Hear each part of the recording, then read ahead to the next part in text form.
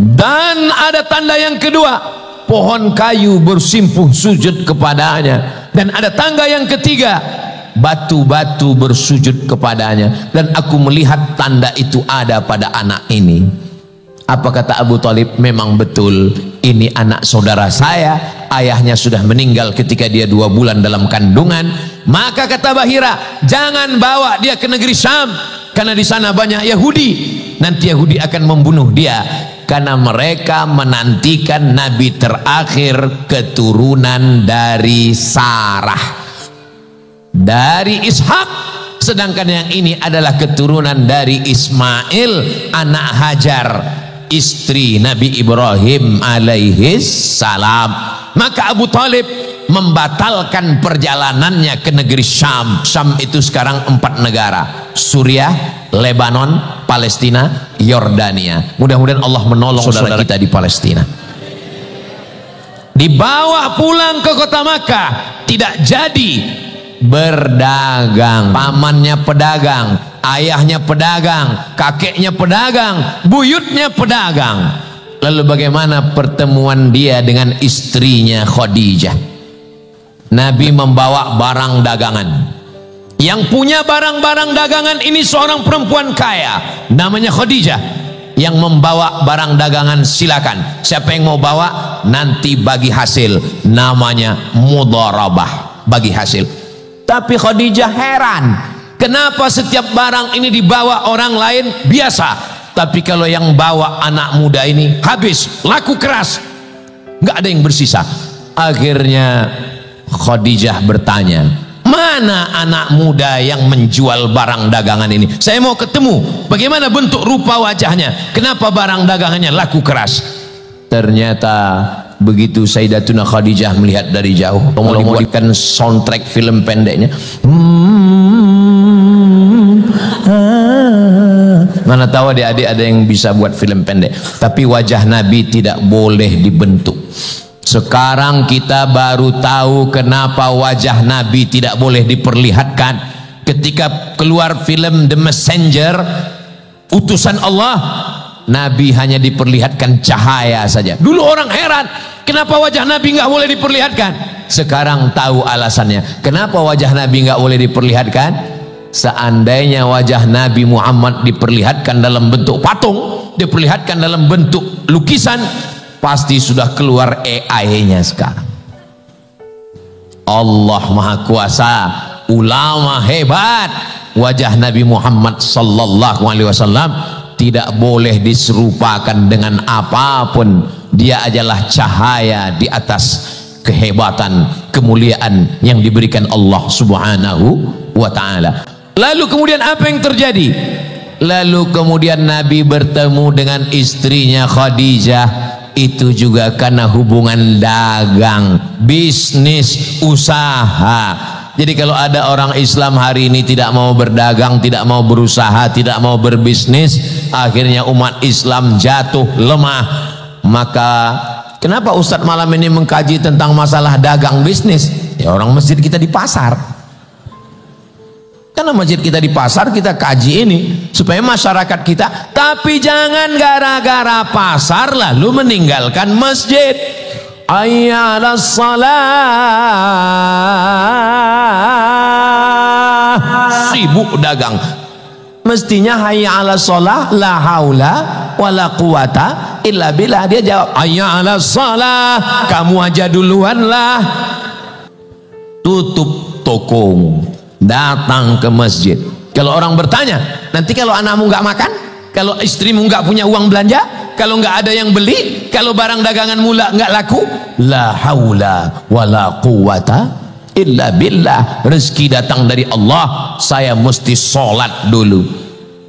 Allahu Akbar. Tokoku besar, untungnya besar, modalnya besar, dan kalau nggak laku ruginya juga besar. Tapi Allah Maha Besar. Allahu Akbar. Ulang sekali lagi, Allahu Akbar kabira walhamdulillahi katsira wa subhanallahi bukratan wa asila. Datang setan berbisik, tokomu ada pembeli, nanti dia mau jual, dia mau nawar, dia mau kasih keuntungan, serahkan pada Allah. Inna solati wa nusuki wa mahyaya wa mamati lillahi rabbil alamin. Itulah kenapa kata Nabi, idza amma ahadukum falyukhaffif. Kalau kamu jadi imam, ringankan bacaannya. Kalau kamu jadi imam, jangan terlalu panjang. Apalagi di Masjid Al-Ikhlas Pasar Sari Mulia, kalau sampai ayatnya Yasin, ini udah berapa pelanggan yang hilang ini. Tapi jangan gara-gara ceramah malam ini lalu imamnya baca ayat terlalu pendek. Ghairil maghdubi alaihim waladdallin. Amin. Nun. Allahu akbar. Tetap ada standar bacaan yang ditetapkan oleh Imam An-Nawawi. Kalau dia melanggar standar bacaan, barulah dia dihukumi makruh. Tapi masih standar bacaan, maka dia masih dibenarkan. Jangan sampai gara-gara imam diperintahkan baca surat pendek, lalu kemudian sholat kita tidak ada tumakninahnya. Tetap membaca subhana rabbiyal azimi wa bihamdi, subhana rabbiyal azimi wa bihamdi, subhana rabbiyal azimi wa bihamdi, sami Allahu liman hamidah, rabbana lakal hamdu mil'us samawati wa mil'ul ardi wa mil'u ma syi'ta min syai'in ba'du, Allahu akbar, subhana rabbiyal a'la wa bihamdi, subhana rabbiyal a'la wa bihamdi, subhana rabbiyal a'la wa bihamdi, Allahu akbar. Mohon lapan doa munajat, minta pada Allah, Rabbighfirli warhamni wajburni warfa'ni warzuqni wahdini wa'afini wa'fu anni. Jangan gara-gara masjidnya di tengah pasar, karena tuntutan dari jamaah mau cepat, akhirnya imam pup pup pup pup pup. Itu kalau ada masjid di pasar yang sholatnya begitu cepat, itu bukan mazhab Imam Hanafi, bukan mazhab Imam Hanafi, bukan mazhab Imam Maliki, bukan Imam Syafi'i, bukan Imam Hambali. Itu mazhab Valentino Rossi. Tetap tenang, tapi jangan terlalu lama. Lalu kemudian setelah itu tetap berzikir. Jangan gara-gara masjidnya di pasar mau dagang, buka toko, buka ruko, assalamualaikum warahmatullah, assalamualaikum warahmatullah, lari seperti ayam nampak padi. Kamu kenapa nggak pernah ikut zikir sama imam? Ya zikir kan nggak mesti di masjid, sambil jalan juga bisa zikir. Kamu kenapa nggak pernah ikut doa sama imam? Ya doa yang kemarin aja belum makbul Pak Ustadz. Kamu kenapa nggak ikut doa sama imam? Doa saya beda sama imam Pak Ustadz. Imamnya minta hujan, saya jual es. Ini bukan masalah minta hujan, minta es. Hujan itu maknanya rahmat dan barokah, sesuai dengan kondisi kita masing-masing. Jadi kita minta rahmat. Berapa lama? Subhanallah, subhanallah, subhanallah, subhanallah, subhanallah, subhanallah, subhanallah, subhanallah. Paling lama 3 menit, 4 menit. Alhamdulillah. Jangan karena gara-gara mau cepat, mentang-mentang masjidnya di pasar, zikirnya terlalu cepat. Apa ini kata orang ini? Alhamdulillah, alhamdulillah, alhamdulillah, Allahu akbar, Allahu akbar, Allahu akbar. Doa selamat 10. Allahumma inna nas'aluka salamatan fid din, selamat agama, wa afiatan fil jasad, sehat badan, wa ziyadatan fil ilmi, ilmunya nambah, wa barakatan fil rizqi, rizkinya berkah, wa taubatan qablal maut, wa rahmatan indal maut, wa maghfiratan ba'dal maut. Allahumma hawwin alaina fi sakaratil maut wan najata minan nar wal afwa indal hisab. Langsung tutup dengan doa sapu jagat dunia akhirat. Rabbana atina fid dunya hasanah wa fil akhirati hasanah wa qina azabannar. Al-Fatihah. Selesai. Ba'diyah 2 rakaat. Inilah yang jadi bekal kita menghadap Allah. Pasar tinggal, toko tinggal, pedagang tinggal, pelayan tinggal, sahabat tinggal. Ini karena sibuk mengurus dagang sampai lupa sholat. Padahal saat mati datang malaikat maut mencabut nyawa, jenazahnya tetap dibawa ke Masjid Al-Ikhlas Pasar Sari Mulia. Jangan sampai tinggal di dekat masjid, dagang di dekat masjid, tiap hari dengar panggilan masjid, tapi nggak pernah mau datang ke masjid. Angkuh, sombong, malah ngejek teman yang ke masjid. Mau sholat ya? Iya, titip ya. Sampai masanya nanti kau ingin masuk ke dalam, kau ingin ada di belakang imam, tapi kau tidak bisa masuk ke dalam, kau hanya berada di luar, di emperan. Saat itu kau terbujur kaku di atas kendaraan jenazah. Selesai sholat, barulah imam berdiri, tolong masukkan jenazahnya. Dan saat itu imam sangat menghormatimu. Kau yang selama ini nggak mau jadi makmum, kau yang selama ini nggak mau di belakang imam, kau selama ini yang ngejek muazzin, sampai masanya kau dipersilakan maju ke depan. Kau jadi orang yang paling hebat di depan imam. Sholat jenazah tidak pakai ruku, tidak pakai sujud. Kau yang selama ini mau cepat-cepat keluar masjid, kau yang selama ini menganggap sujud terlalu lama, kau yang selama ini menganggap ruku terlalu lama, sekarang kau dikasih hadiah, enggak pakai ruku, enggak pakai sujud. Allahu Akbar, Al-Fatihah, Allahu Akbar, solawat, Allahu Akbar, doa, Allahu Akbar, doa. Lanjut, kau pun akan dibawa ke dalam kotak 2 meter kali 1 dalam setinggi tegak. Kalau dia orang baik, cepat-cepat kuburkan supaya bertemu dengan kebaikannya. Kalau dia orang jahat, cepat-cepat kuburkan supaya bebanmu ringan.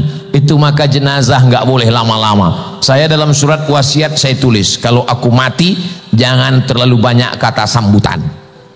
Karena saya sudah perhatikan, wah, orang semakin hebat, semakin kaya, semakin tinggi jabatan, semakin banyak kata sambutan. Kata sambutan dari Bapak Bupati, kata sambutan dari Bapak Camat, kata sambutan dari Bapak Lurah, kata sambutan dari tokoh masyarakat. Padahal kalau dia orang baik, dia mesti cepat bertemu dengan kebaikannya. Kalau dia orang jahat, dia adalah beban yang mesti cepat-cepat kita campakkan.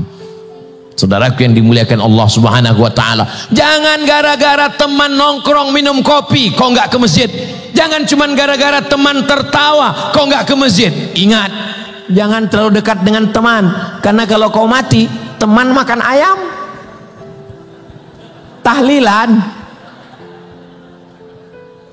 Saudaraku yang dimuliakan Allah, waktu kau mati memang dia nangis, aduh besok kita main domino sama siapa. Tapi besok malam dia mulai tersenyum, enak ya ayamnya, yummy, karena kau mati. Saudara yang dimuliakan Allah Subhanahu wa taala, kau dikenang hanya hari pertama, namamu diposting di grup-grup WhatsApp, namamu, gambarmu. Kalau sekarang ada teman ngajak foto, jangan senang dulu. Fotomu hanya untuk persiapan update status saat kematianmu di hari pertama. Wajahmu akan dilingkari merah, innalillah wa inna ilaihi raji'un. Diposting di Instagram, TikTok dan Facebook, semua komen di bawah, amin amin amin amin amin amin. Tapi yang datang menyolatkan, yang datang menguburkan, yang mengirimkan surat Yasin, Al-Fatihah, takhtim dan tahlil beserta doa, hanya sahabat-sahabat dekat. Kira-kira kalau dapat berita saya mati, Bapak Ibu mau ngirimkan Yasin dan Al-Fatihah ke saya? Dari bunyinya kayaknya kurang yakin. Saudara yang dimuliakan Allah Subhanahu wa taala, ketika kita menyantuni anak yatim, datang bisnis dagang, sempat kita ambilkan beras, masukkan ke plastik 2 kilo, ambil minyak goreng 1 kilo, ambil gula 1 kilo, ambil teh saset 1 bungkus, ambil roti gabin, ambil susu saset, ambil ikan sarden bungkus. Bapak yang bungkus bawa pulang ke rumah, yang ngantar ibu, jangan bapak yang ngantar. Nanti kalau bapak yang ngantar ke anak yatim, emaknya masih muda.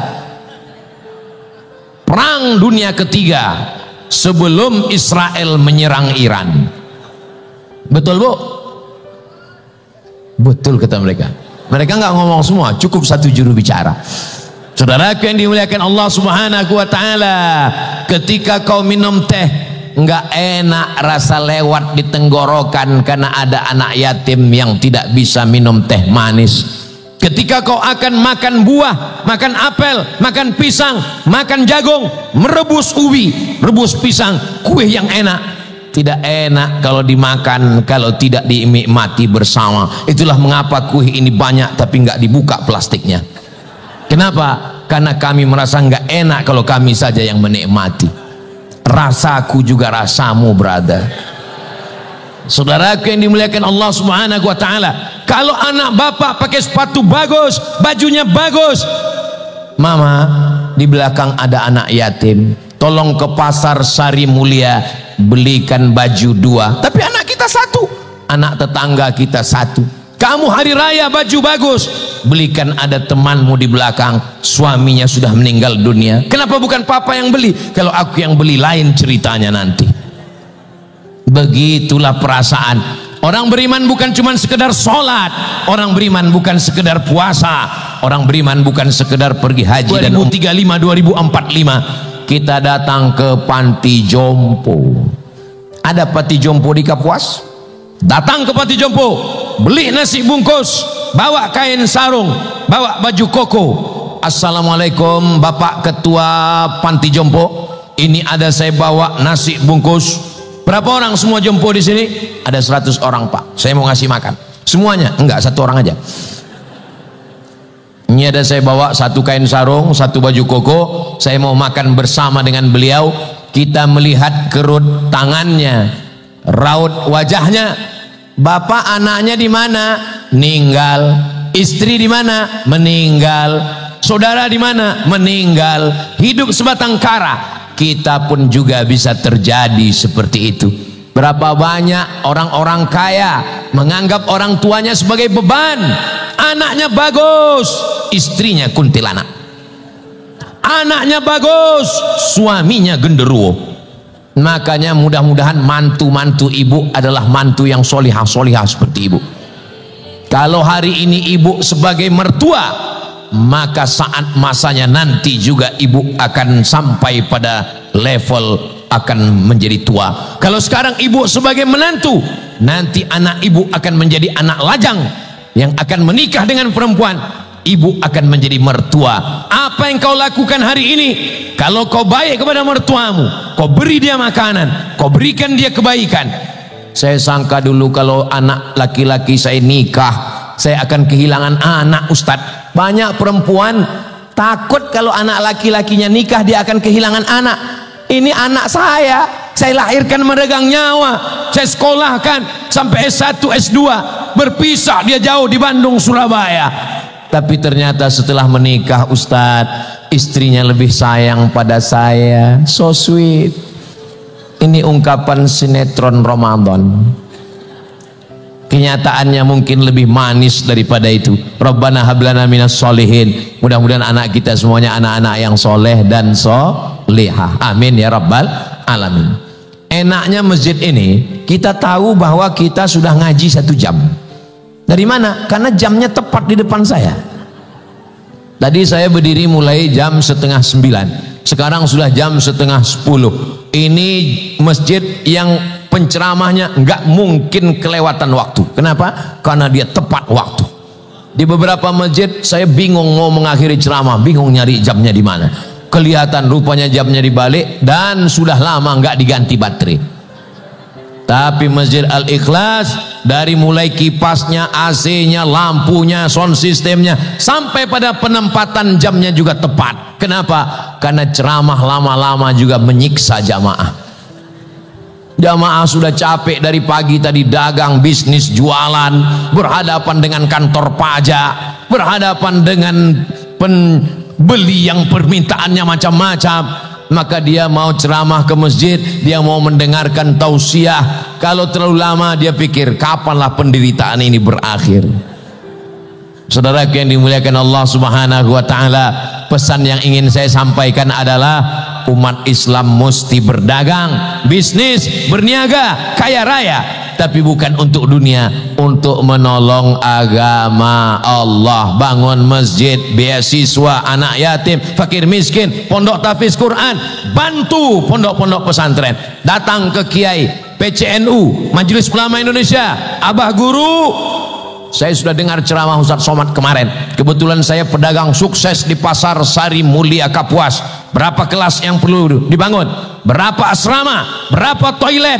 Berapa dinding? Berapa papan tulis? Berapa kursi? Berapa lemari? Mau bantu? Enggak, nanya aja. Ma'akal tafa'afnaita, duit yang dibelikan ke makanan habis. Wa malabista fa'ablaita, dibelikan ke pakaian lapuk. Wa mata saddaqta, yang kau pakai untuk menolong agama Allah, itulah yang akan jadi bekal menghadap Allah Subhanahu wa taala. Mudah-mudahan Bapak Ibu bisnismen, pedagang semuanya kaya raya dan ikhlas karena Allah, menjadi amal jariah walaupun nanti sudah mati menghadap Allah Subhanahu wa taala. Ala hadhihi niyah, untuk niat yang baik-baik. Al-Fatihah. A'udzubillahi minasyaitonir rajim. Bismillahirrahmanirrahim. Alhamdulillahi rabbil alamin. Arrahmanir rahim. Maliki yaumiddin. Iyyaka na'budu wa iyyaka nasta'in. Ihdinas siratal mustaqim. Siratal ladzina an'amta 'alaihim ghairil maghdubi 'alaihim waladdallin. Amin. Allahumma anzilir rahmata wassalamata wal barakata ala hadhil jamaah. Ya Allah, turunkanlah keselamatan, kerahmatan, keberkahan kepada seluruh jamaah yang hadir malam ini ya Allah. Allahumma aftah lana abwabal khair wa abwabal ni'mah wa abwabal rizqi wa abwabal barakah. Bukakan untuk kami pintu nikmat, pintu rahmat, pintu rezeki dan pintu keberkahan. Allahumma jazil waqifina wal mutasaddiqin. Saudara kami yang berwakaf, berinfak, bersedekah, berikanlah balasan kelipatan harta yang berlimpah ya Allah. Kalau mereka masih hidup, berikanlah panjang umur, murah rezeki, keluarga sakinah mawaddah warahmah, anak yang soleh dan solehah. Kalau sudah meninggal dunia, Allahumma ja'al kuburahum rawdatan min riyadil jinan. Jadikan kuburnya salah satu dari taman-taman surgamu ya Allah. Allahumma ja'al hadzal balada baladan amina. Jadikan kabupaten Kapuas baldatun thayyibatun wa rabbun ghafur. Allahumma wafiq ulata umurina, Bapak Bupati, Wakil Bupati, Bapak Sekda, Kepala Dinas, Kepala Badan, Kepala Kantor, Bapak Dandim, Bapak Kapolres, Ketua Majelis Ulama Indonesia, Ketua PCNU, semua orang-orang yang kau titipkan amanah, jadikan mereka orang yang takut kepada engkau dan semua aktivitasnya bernilai ibadah ya Allah. Allahumma dafa'anna al-ghala wal waba wal fasha wal riba wal zina wal munkar. Selamatkan negeri ini dari malapetaka, bencana, riba, zina, narkoba, perbuatan keji dan munkar. Rabbana hab lana minas solihin. Jadikan anak kami anak-anak yang soleh dan solehah. Allahumma ja'alhum min hafizil Quran. Jadikan anak kami menjadi para penghafal Quran. Minal mujahidina fi sabilika bi amwalihim wa anfusihim. Jadikan anak kami orang-orang kaya yang akan menolong agamamu dengan harta dan nyawa mereka ya Allah. Allahumma ansur ikhwanana al-mujahidina fi Palestin. Tolong saudara kami yang teraniaya di Palestina ya Allah. Allahumma ansur man nasaraddin. Tolong siapa saja yang menolong agamamu ini ya Allah. Rabbana atina fid dunya hasanah wa fil akhirati hasanah wa qina adzabannar. Wa sallallahu ala sayyidina Muhammad wa ala alihi wa sahbihi wa sallam. Walhamdulillahi rabbil alamin. Taqabbalallahu minkum minna wa minkum taqabbal ya karim. Terima kasih segala perhatian, mohon maaf segala kesilapan dan kekhilafan. Kami mohon izin, mohon ridho, mohon diri. Kami lanjutkan perjalanan ke Banjarbaru. Saya tutup dengan pantun penutup, menangkap puyuh di Bukit Selasi. Thank you dan terima kasih. Wassalamualaikum warahmatullahi wabarakatuh.